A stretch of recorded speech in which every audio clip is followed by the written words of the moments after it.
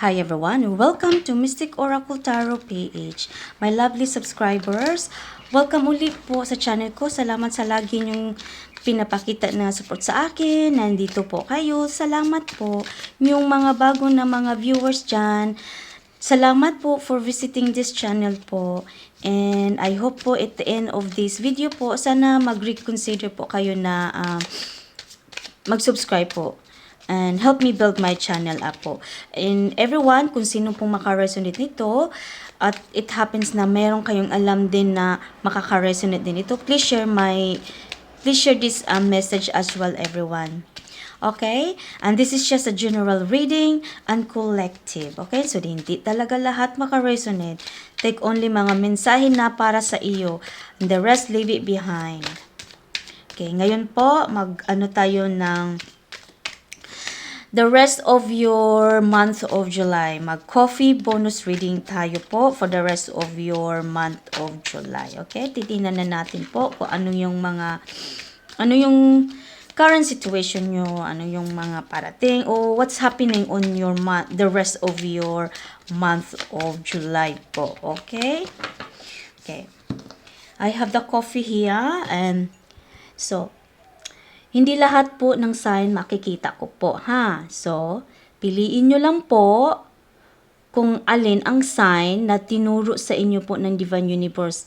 Ibig sabihin po, yung sign na yan makikita nyo po ay para sa iyo na kung hindi ko nakikita po, okay? So, ito yung coffee nyo po. So, let's begin your reading po, okay? Now, okay. Kita ko agad, may taong, parang lumalakad siya. Ayan, lumalakad siya, yumuyuko siya. Parang ang lalim ng iniisip mo. Okay? Siguro tungkol ito dahil sa problema mo. Ha? Yun yung nakikita ko dyan. Ito po. Okay? Sa pangalawa naman po, ang nakikita ko po ay, meron pong arrow. Ayan po, arrow. Ayan, arrow yan po, ha? Okay. Ibig sabihin po, sinasabihan kayo, binibigyan kayo ng sign kung alin kayo na direksyon, okay? So, pay attention po sa mga dreams nyo po, kasi baka binibigyan na kayo ng sign ng Divine Universe, pero hindi nyo pa napansin, ya? Kasi, according to your coffee reading, may arrow na dyan. Binibigyan kayo ng tamang saang direksyon po kayo. Okay? Sa tamang direksyon po.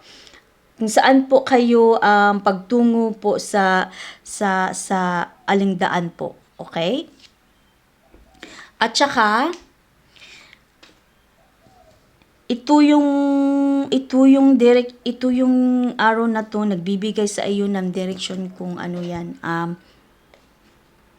kung saan ka karapat dapat. For example, siguro may kailangan kang mag-decide, pinapapili ka which one.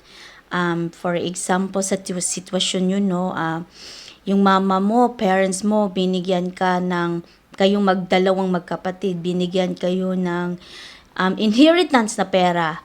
So, for example, 100,000, 50-50 kayo sa magkapatid. Yung parang ganun ba? Yung arrow na yan, yun yung nagbibigay ng direction. So, yung mga signs, ito ay reminder lang po sa coffee reading na pay attention to your sign. Kasi minsan nandun yung sign na para sa iyo. Okay? Na binibigay na pala ni Divine Universe. Okay? Pero hindi nyo lang napasin, na ignore nyo lang. So, ito yung reminders nyo po. Okay? Tapos, meron tayong, may nakikita din ako ng letter V. See? Ito po ay letter V. V, victory. That's what the energy is, victory. So, there's a possibility po sa mga ibang yung problema nyo po, ma-achieve nyo na, matatapos na po. Kasi, why I say that? Because it is connected, na-connect siya dito sa V mo . Na-connect yung V at saka yung coffin dito. Ayan o, yung coffin mo.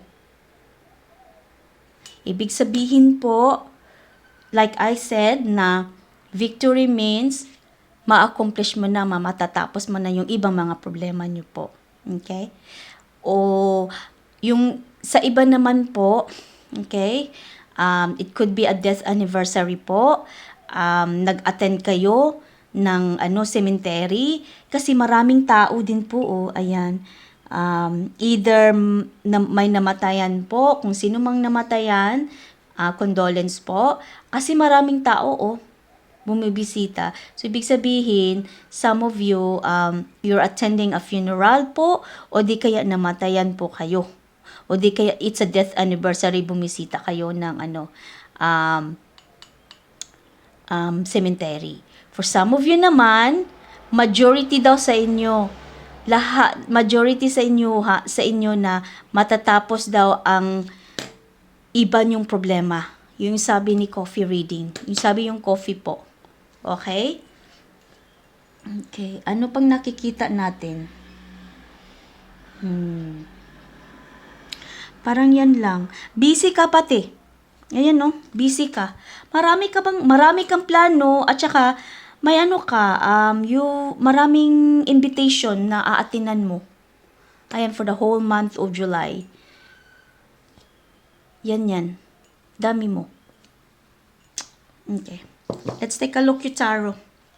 Ito yung mensahe na lumabas kanina eh. So, let's take a look on this one. What is this? Meron tayong Seven of Pentacles. Hindi? Sabi ko sa'yo ending victory. Yun yung achievement mo. Yun. Di ba? Yun na yan na. Confirmation na yan. Ma-achieve mo na. Mabibigay. Ma-ending na eh. Ma-harvest mo na yung pinaghirapan mo. Pinaghirapan mo na lukdong-lukdo mo yung mga problema mo. Okay po. Sandali, marami. Ayan. Seven of Pentacles po Confirm na yan. Meron 10 of Wands tayo. Ito siguro yung 10 of Cups mo na yung death anniversary, no? Yung nakikita ko dyan sa coffee, no? Na death anniversary, yung cemetery, ito yung ay lungkot na lungkot ka. Okay? Kasi relatives mo yan siya eh. You're connected with the death. Either relatives mo yan o basta bloodline mo siya. Lungkot na lungkot ka. Nalungkot ka talaga. Parang umiiyak ka sa lungkot kasi nawala na siya. Okay? Meron tayong the Lovers.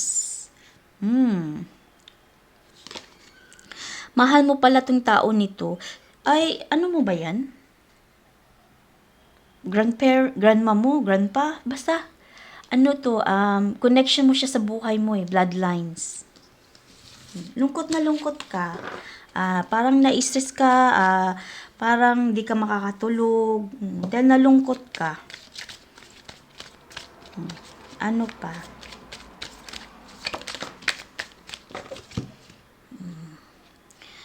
Meron tayong 3 of Wands.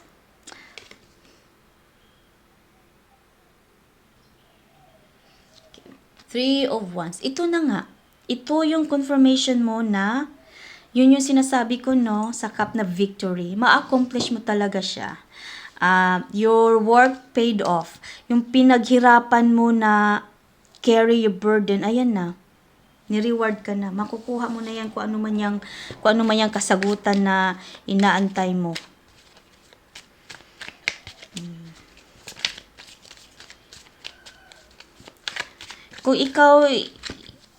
Kung energy nito na yung nalungkot ka, no, kasi namatayan, no,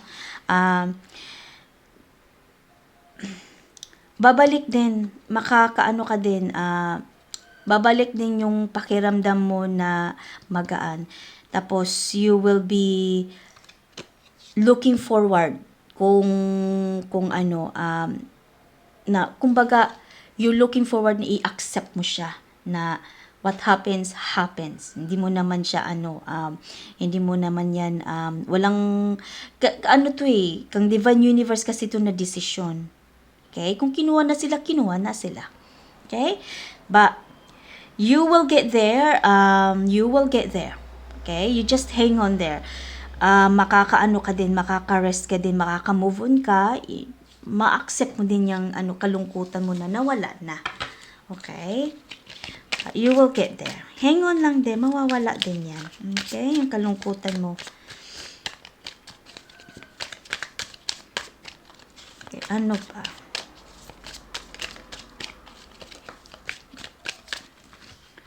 Meron tayong the Fool. Oh, new beginning talaga.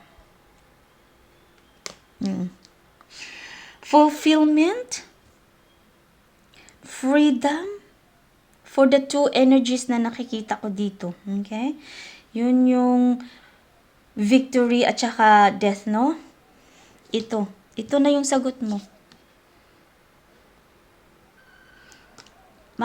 Kung sa death naman to na nag-grieving ka, no? Makakaano ka din. Ma-accept mo din. You will learn to accept. Ikaw lang ang tuturo sa sarili mo na ikaw lang ang sarili magko-comfort na wala tayong magawa, sa divine universe yun ang nagdesisyon. The time will come na yung parang ina-accept mo yung katotohanan na hindi na talaga, ganyan na talaga. That's fact of life. And you are, once na makaano ka na, no, makasettle ka na, makaya mo na siya i-accept, no, na wala na, no, you are looking forward what's best for you na dayon, yeah? What's best for you na sasabihin mo sa sarili mo na nandyan lang yan sila, lagi niya hindi yan sila nawawala, mag-guide lang. Kung gusto mong kausapin sila, kausapin mo sila. Okay? But you gotta say the name though. Okay? You say the name para alam ng souls na kung sino yung kinakausap mo. Okay? Kasi kasi yung souls kasi, hindi pa mawawala. Yan, nandyan pa yan sila. Makikita nila dyan na naapektuhan ka talaga sa sitwasyon. Yan. I can also see that yung namatayan na yan, parang hindi ka muna iiwanan hanggat makamove on ka na, ma-accept mo na wala na talaga yung tao na yan. Kaya dito ka, makakuha ka din ng freedom to accept it. Makaka-move forward ka na din. Yun namang isang energy nakikita ko na victory, no? Yes. Makukuha mo talaga siya. You got your answer. Ito na yung mga inaantay mo na makapag-umpisa ka na the cycle is ending, there's a new beginning, panibago na naman ang new doors will be opening na ibibigay sa iyo ni Divine Universe. Magiging masaya ka din. Kung sino man yan, yun yan, para wari ko, ito yung lalaki, ito yung lalaki na naglalakad na lungkot, nakalagay pa yung kamay niya sa pocket niya, sa busan niya, na gumaganon pa yung ulo niya, yung yumuyuko para, grabe, ang laki talaga ng problema mo. Parang ito yung energy.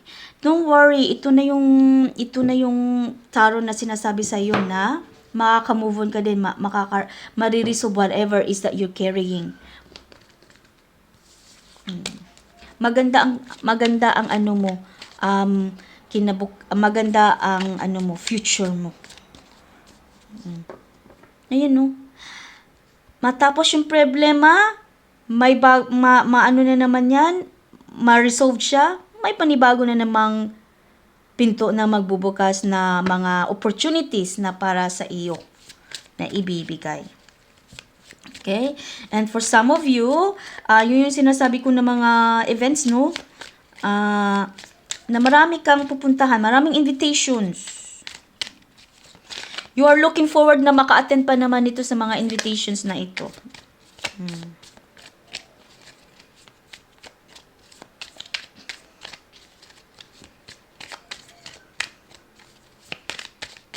Ano pa? Marami siya. Balik natin kasi marami siya. Okay, ano pa? Excited ka pa naman sa ano mo, new door. Excited ka sa mga achievements mo na ma-achieve. Excited ka sa mga opportunities na na matatanggap mo. Excited ka din maka-attend ng mga events. Busy ka this month. What's the rest of your July, no? Busy ka. Kasi marami kang invitations na ma-receive din. Okay? Uy, ang dami nyo naman. Okay. Tatlo pala yung 3 cards. So, we'll take this one. King of Cups. Mag-ano ka din, mag-heal ka din. Makaka-move forward ka din. Okay? For the both energies. Makaka-heal ka, makaka-move on ka. Okay? And, through healing, no? Mag-close na yung wood mo, no? You will sit down somewhere and sabihin ng sarili mo na I learned something na I didn't expect pala na kaya ko pala. Para makikipag-usap ka sa sarili mo. It will also give you it will also give you na maging magiging confidence ka din sa sarili mo din. Okay? Kung paano mo na-handle yung pains, yung heartaches na you have to go through. Okay? Meron tayong 2 of Cups. Parang the Star ang unang lumabas. So, or ito ba yata? Ito yata yun. Ito yung dalawang lumabas una eh. Tapos yung the Star yung last. So, meron tayong 2 of Wands. Ito na nga yun. Ito yung opportunity mo, yung mga new beginning, no, new open doors, mga offers. Pagpipilian mo yan. Kasi hindi lang isa na opportunity ang darating sa iyo. Pagpipilian mo siya. Mamimili ka what's best for you. So, choose wisely, okay? Choose wisely kung i-feel mo kung ano ba talaga, which one is the one for you. Kasi, pinapapili ka, maraming opportunity na parating sa iyo. Meron tayong 10 of Pentacles. Yung namatayan, no, may makukuha kang inheritance, sabi ni Tarot. May makukuha ka na inheritance galing kung sino man yung namatayan. May inheritance ka daw makukuha. Makukuha mo talaga siya, the Star.